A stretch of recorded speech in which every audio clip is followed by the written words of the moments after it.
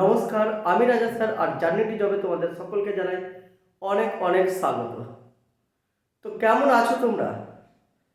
কেমন লাগছে ক্লাস অবশ্যই জানাবে।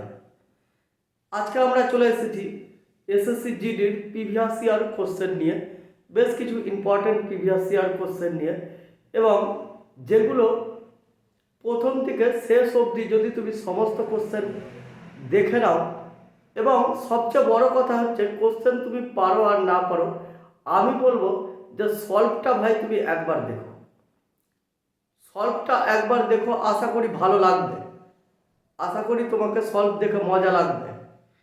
তো সলভ অবশ্যই দেখো যে আমি কিভাবে সলভ করছি, আর ভালো লাগলে অবশ্যই লাইক শেয়ার কমেন্ট করবে, আর যদি তুমি চ্যানেলে নতুন হও তো অবশ্যই সাবস্ক্রাইব করে দেবে। দেখো শুরু করছি। যদি একটি আয়তক্ষেত্রের দৈর্ঘ্যকে 14.28% বৃদ্ধি করা হয়, তাহলে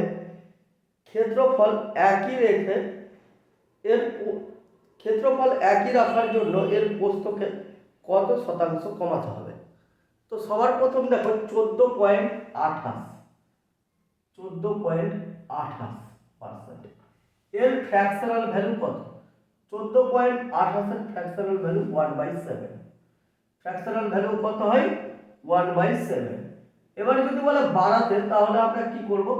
এই 1 তো 1ই রেখে দেব, আর এই 1 আর 7 যোগ করে নিচে বসিয়ে দেব।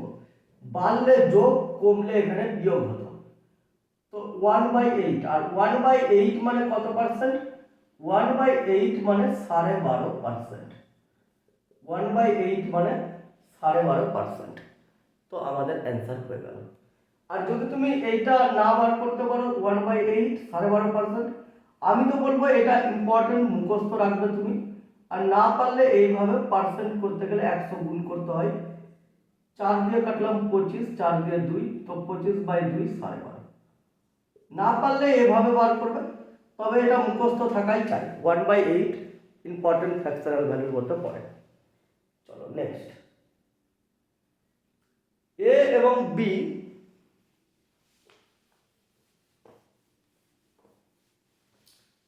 এবং বি তাদের ঘড়িগুলো, উভয়ে তাদের ঘড়িগুলো যথাক্রমে 5,000 টাকা প্রতি ঘড়ি দরে বিক্রি করে।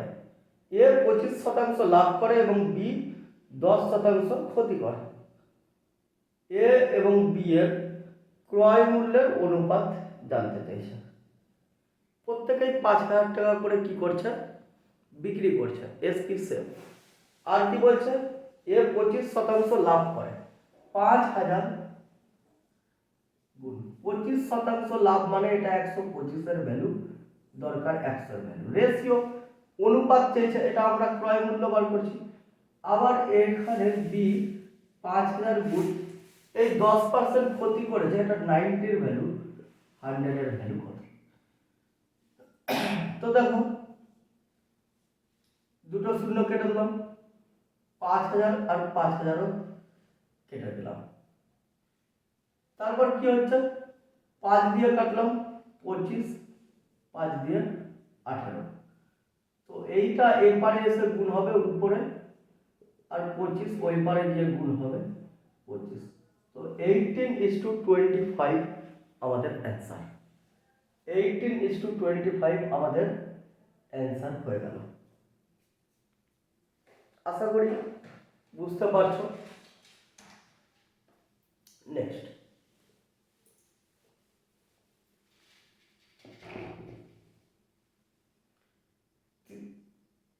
একটি পরীক্ষায় মোট পরীক্ষার্থীর মধ্যে 93% পরীক্ষার্থী পাস করেছে, 9,275 জন পরীক্ষার্থী ফেল করেছে। মোট কতজন পরীক্ষার্থী পরীক্ষায় বসেছিল? তো দেখো 9,275 গুণ পাস করেছে কত? 93%। পার্সেন্টেজে যে কোনো কিছু মানে কত? 100%। পার্সেন্টেজে যে কোনো ভ্যালু কত? 100%। তো 93% যদি পাস করে থাকে, তাহলে ফেল করেছে কত?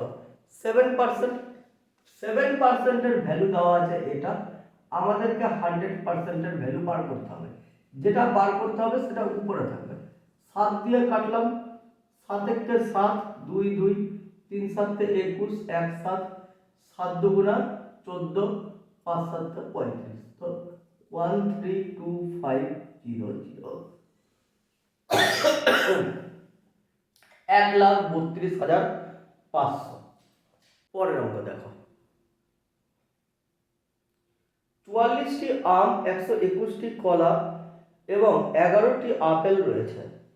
এগুলোকে কয়েকটি সারিতে এমনভাবে সাজাতে হবে যাতে প্রতিটি সারি সমান সংখ্যক ফল থাকে, প্রতিটি সারিতে, এবং প্রতিটি সারিতে একই ধরনের ফল থাকে। সারির সর্বনিম্ন সংখ্যা কত হবে? তো সর্বনিম্ন সংখ্যা চেয়েছে, তো আমাদের করতে হবে কি, আমাদের করতে হবে গসাগু। গসাগু আমাদের করতে হবে, কিন্তু গসাগুর মধ্যেও আমরা যেটা করব, কিভাবে গসাগু করব, আমরা এইভাবে গসাগু করব। ভাগ প্রক্রিয়ায় একটা গসাগু করা যায়, কিন্তু এখানে সারির সংখ্যা চেয়েছে, তাই আমরা এইভাবে করব। এবার এইভাবে গসাগু করতে গেলে তিনটাকেই যেতে হবে, অর্থাৎ লসাগু করার সময় আমরা দেখেছি যে কোনো দুটো গেলেই হয়ে যাবে, কিন্তু গসাগুর ক্ষেত্রে তিনটা বা চারটা জটাই থাকবে না কেন সবটিকে যেতে হবে, সবগুলো সংখ্যাকেই মানে কাটা যাবে, এই ধরনের সংখ্যা নিতে হবে। অর্থাৎ আমি 11 বার গেলাম, সরি 4 11 1, আর তো যাচ্ছে না। তো আমাদের সারির সংখ্যা চেয়েছে টোটাল, এগুলোই হচ্ছে আমাদের সারির সংখ্যা 4 11 আর 1। তো 11 আর 4 15 আর 1 16, সারির সংখ্যা 16। আমাদের সারির সংখ্যা কত হবে? 16 হবে সারির সংখ্যা।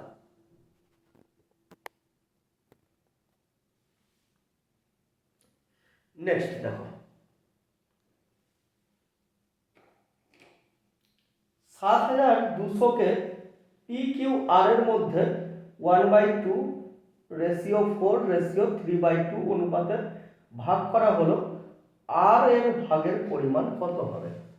তো আগে রেশিওটা লিখে নিই। দেখো 1/2 কত 4 আর 3/2, সবকে 2 দিয়ে গুণ করে দাও, নিচেরটা কেটে যাবে, 2 2 কেটে গেল, 2 2 কেটে গেল। তো 1:8, 4 × 2 8 আর 3, তো কত হচ্ছে 8 আর 1 9 আর 3 12। 12 রেশিও সমান সমান কত বলছে? 7200। তো 601 রেশিও ইকুয়াল টু আর এর ভাগ, আর তো লাস্টের অর্থাৎ 3 × 600 1800, আর কত পাচ্ছে? 1800 আর এর ভাগ। আশা করি বুঝতে পারছো।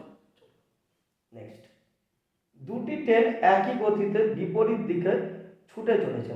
যদি প্রতিটি ট্রেন 320 মিটারের হয় এবং তারা একে অপরকে 18 সেকেন্ডে অতিক্রম করে, তাহলে প্রতিটি ট্রেনের গতি কত হবে?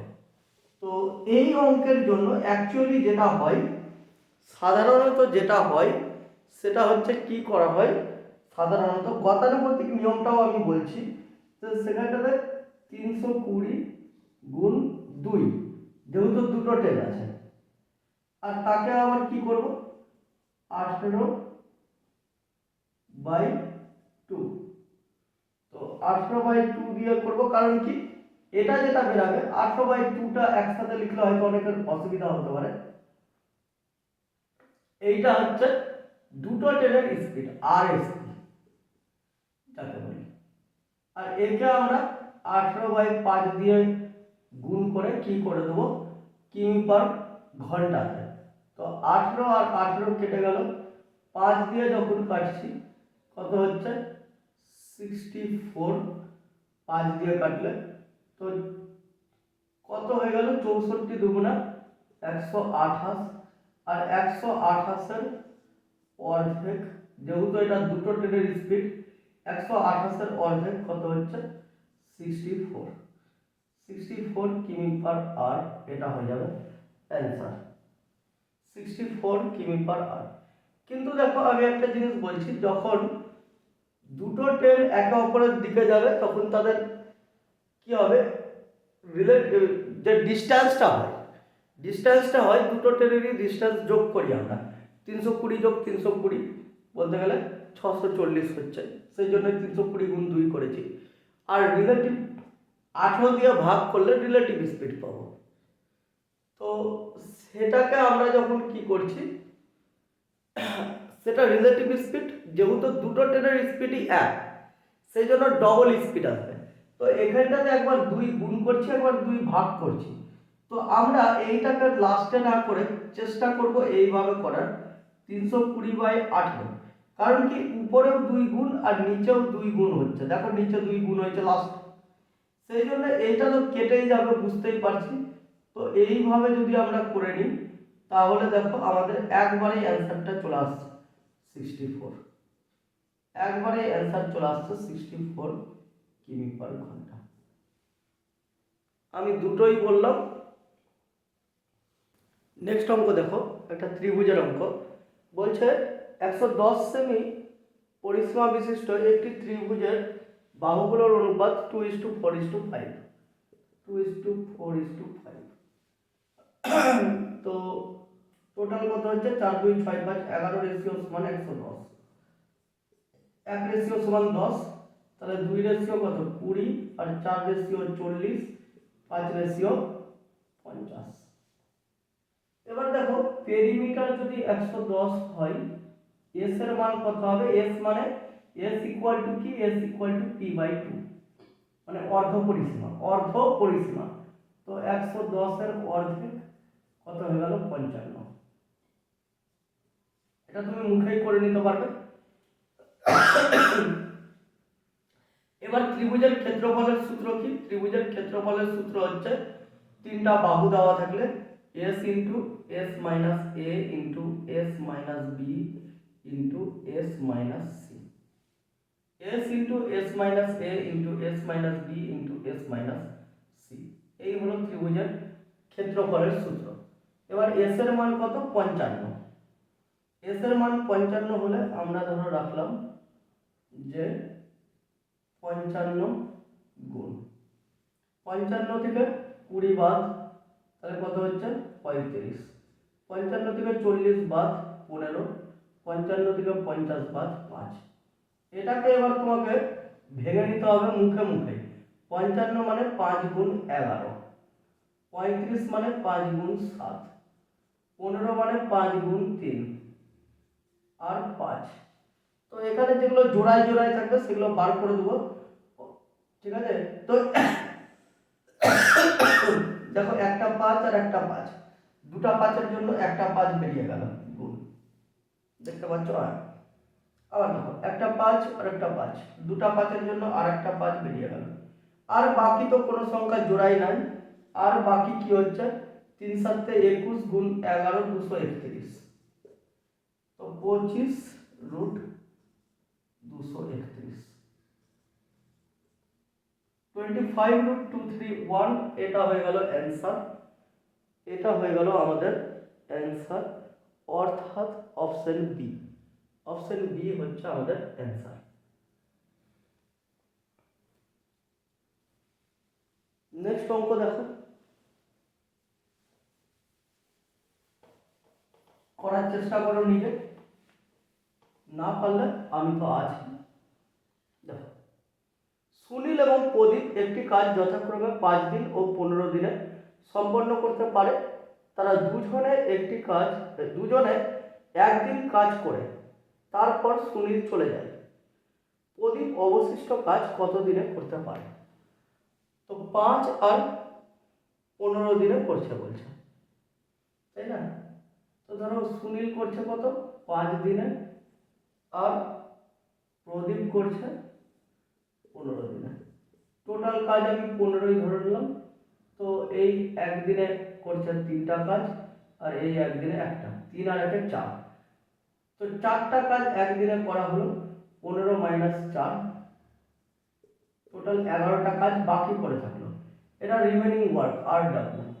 এই কাজটা কে করবে? এই কাজটা প্রদীপ করবে। প্রদীপের এফিসিয়েন্সি 1, তো 11/1 মানে 11 দিনই লাগবে। প্রদীপের কত দিন লাগছে? 11 দিনই লাগছে, 11/1 বলতে। পরের অঙ্ক দেখো,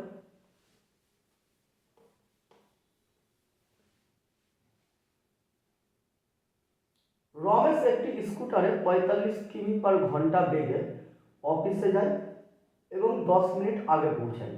30 কিমি/ঘন্টা বেগে, যদি সে 30 কিমি/ঘন্টা বেগে যায় তবে 10 মিনিট দেরিতে পৌঁছায়। সঠিক সময়ে পৌঁছানোর জন্য স্কুটারের গতি কত হতে হবে? এই অঙ্কের সূত্র হচ্ছে distance equal to xy/x-y into টিজি। টিজি মানে টাইম গ্যাপ। এবার এটা অঙ্ক কিভাবে চিনবে? এটা অঙ্কের ডিরেকশন বলতে গেলে বা ডিস্টেন্স যদি বলি তো সেম ডিস্টেন্স কভার করবে, দুবারই সেম ডিস্টেন্স কভার করবে। আর স্পিড যদি বলি তো দুটো স্পিড থাকবে এবং একটা টাইমের গ্যাপ থাকবে। এখানে টাইমের গ্যাপ একবার আগে একবার পরে বলেছে, তো আগে আর পরে বললে যোগ হবে। দুবারই যদি পরে বলে তো বিয়োগ হবে। দুবারই যদি বলে আগে পৌঁছে গেছে তাহলেও বিয়োগ হবে, লিখে নিও কিন্তু, না হলে ভুলে যাবে। দুবারই আগে হলে বিয়োগ, দুবারই পরে হলে বিয়োগ, একবার আগে একবার পরে গেলে টাইম গ্যাপটা যোগ হয়ে যাবে। তো এখানে এক্স আর ওয়াই স্পিড, দুটো স্পিডকে রিপ্রেজেন্ট করে, আর কিছু না। তো এক্স ওয়াই কত কত? 45 আর 30, 45 গুণ 30 বাই 45 থেকে 30 বাদ 15। টাইম গ্যাপ কত হচ্ছে? 10 আর 10 এ 20, কিন্তু এটা এগুলো কিমি/ঘন্টায় আছে, এটা শুধু মিনিট, তাই একেও আমরা ঘন্টা করে দেবো, সাইড দিয়ে ভাগ করে। 30 দিয়ে 30 দুগুণা 60, 2 দিয়ে কাটলাম 10, 15 দিয়ে 3 15 45, 3 10 এ 30, 30 হয়ে গেল আমাদের ডিস্টেন্স। এবার 30 যদি আমাদের ডিস্টেন্স হয়ে যায় তো বলছে দেখো পরেরটা যদি ধরি 30 কিমি বেগে গেলে 10 মিনিট দেরিতে পৌঁছায়। 30 ডিস্টেন্স 30 কিমিতেই যাচ্ছে, তো টাইম কত লাগছিল ওর? 30/30 সমান সমান কত হচ্ছে? 1 ঘন্টা লাগছিল। 1 ঘন্টা সমান সমান 60 মিনিট। কিন্তু ওই 10 মিনিট, এই 60 মিনিটে পৌঁছাতে গেলে ওর 10 মিনিট লেট হয়ে যাচ্ছে। 60 মিনিটে পৌঁছাতে গেলে ওর 10 মিনিট লেট হয়ে যাচ্ছে। তাহলে সঠিক টাইম কত? রাইট টাইম, আর টি বলতে গেলে রাইট টাইম। রাইট টাইম কত হচ্ছে? Right time 60 - 10 50 minute. 50 মিনিট হচ্ছে রাইট টাইম, অর্থাৎ 50 মিনিটে ওকে পৌঁছানো উচিত। এবার এবার আমাদের চেয়েছে সঠিক টাইম চাই, চেয়েছে যে সঠিক গতি কত হবে। এই অঙ্কটা খুব ভালো একটা অঙ্ক, যেখানে 3টা স্টেপ হচ্ছে। সঠিক গতি চেয়েছে, তো সঠিক গতি বার করার জন্য আমরা কি করব? ডিস্টেন্স বাই টাইম করলে স্পিড পেয়ে যাব। 30/50, কিন্তু এই 50 যেহেতু মিনিটের একে ঘন্টা করতে গেলে সাইড দিয়ে ভাগ করতে হবে, তো নিচের নিচেটা উপরে চলে যায়, সাইড উপরে করে দিলাম। 0 আর 0 কাটলাম 5 দিয়ে, 5 12 60, 3 12 36। তো সঠিক স্পিড কত হয়ে গেল? 36 কিমি/ঘন্টা। 36 কিমি/ঘন্টা, অর্থাৎ আমাদের অপশন এ হয়ে গেল অ্যান্সার। সঠিক স্পিড 36 কিমি/ঘন্টা। 3টা স্টেপে হয়েছে অঙ্কটা। প্রথমে ডিস্টেন্স বার করবে, তারপর সেখান থেকে রাইট টাইম বার করবে, যে সঠিক টাইমে পৌঁছাতে গেলে কতক্ষণ টাইম লাগে, তারপর সেখান থেকে স্পিড বার করবে, রাইট স্পিড বা সঠিক স্পিড।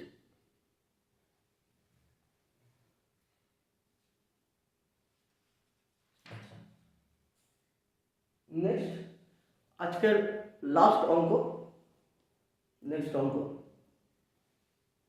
দেখো।